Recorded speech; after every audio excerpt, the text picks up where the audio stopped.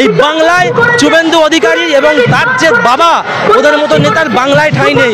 উনি তো নিজেই হিন্দু, উনি তো বিক্রি হয়ে গেছেন, একবার এই দল একবার ওই দল, ওনার কথার কোনো গুরুত্ব নেই। শুধু 2026 নয়, 2060 পর্যন্ত মমতা বন্দ্যোপাধ্যায় ছাড়া কোনো কথাই নেই। ভারতবর্ষে থাকবো, আমরা বাংলা বলবো, বাঙালিদের কেউ দাঁড়াতে পারবে না, বাঙালির পেছনে লেগে কোনো লাভ নেই। হিন্দু মুসলিম আমরা ভাই ভাই, আমি হিন্দুর ছেলে, একদিনের জন্য বিজেপি চেয়ারে বসতে পারে মুখ্যমন্ত্রীর বাংলায়? আপনি ভালো ছাগলের নাম বলেছেন। ওই শুভেন্দু অধিকারী, শুভেন্দু অধিকারী ও হচ্ছে বাংলার 3 নম্বর কুকুর। ওর মুখটা দেখলেই সকালবেলা ওর মুখ দেখে যদি কেউ ঘুম থেকে ওঠে সারা দিন খারাপ যাবে তার। ও এতটাই পাগলা হয়ে গেছে, ও নিজের বাপের নাম পর্যন্ত পাল্টে দিয়েছে, দিয়ে মোদী সরকারকে নিজের বাপ বলছে। তাহলে চিন্তা করুন, যে যার পিতৃ পরিচয় দিতে লজ্জিত বোধ করে, আমাদের দেশের প্রধানমন্ত্রীকে বাপ বলে পরিচয় দেয়, তার মুখে অনেক রকম কথা আসবে।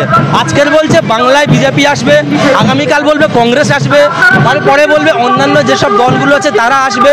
ও পাগল, ওর কথা সমাজে চলে না, ওর কথা সমাজে নেয় না, ও যেটা বলে সব পাগলামু করে শুধুমাত্র ফুটেজ খাওয়ার জন্য। তাই 2026-এ তৃণমূলকে সরাবে বলছে, তো 2026টা আসতে দিন, দেখবেন শুভেন্দুর মতো যতগুলো নেতা আছে পুরো সাফ হয়ে যাবে, সাফ। বাংলাতে বাংলা বিরোধীদের কোনো জায়গা নেই। যারা বলছে আজকের বাংলা ভাষা নাকি বাংলাদেশি ভাষা, বাংলা আর ভূমিপুত্রদেরকে বাংলাদেশি বলে দাগিয়ে দিচ্ছে, তারা বাংলায় এসে শাসন করবে, বাংলায় শোষণ করবে, হতে দেবে না। মমতা বন্দ্যোপাধ্যায়, অভিষেক বন্দ্যোপাধ্যায় যতদিন এই বাংলায় আছে, এই বাংলায় শুভেন্দু অধিকারী এবং তার যে বাবা ওদের মতো নেতার বাংলায় ঠাঁই নেই। 2026-এ বাংলার প্রত্যেক জাতির মানুষ এক হয়ে এই বাংলা বিরোধী বিজেপি সরকার থেকে শুরু করে যে সকল সার্কুলার বাহিনী, তারপরে আছে বামফ্রন্ট, যারাই আছে বাংলায় তৃণমূল ছাড়া যতগুলো দল আছে ছোট বড় সব বিজেপি আশ্রিত দল, বিজেপির দালাল দল। তাই প্রত্যেককেই বাংলার মানুষরা চিহ্নিত করছে। বাংলার মানুষরা 2026-এ প্রত্যেককে এক এক করে দেখবে, ঘাড় ধাক্কা দিয়ে গণতান্ত্রিক প্রক্রিয়ায় বাংলা থেকে বার করবে। তাই 2026-এ মমতা বন্দ্যোপাধ্যায় থাকবে, শুধু 2026 নয়, 2060 পর্যন্ত মমতা বন্দ্যোপাধ্যায় ছাড়া কোনো কথাই নেই।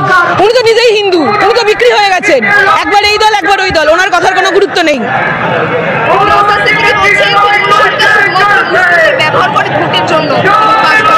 আপনারা দেখে নিন, এখানে কত হিন্দু রয়েছে, কত মুসলিম রয়েছে। হিন্দু মুসলিমের নামে যারা ভোট করে তাদের সঙ্গে আমরা নেই, তাদের কথাই আমরা নেই। আমরা মানুষের জন্য আছি, ছাত্রছাত্রীদের জন্য আছি।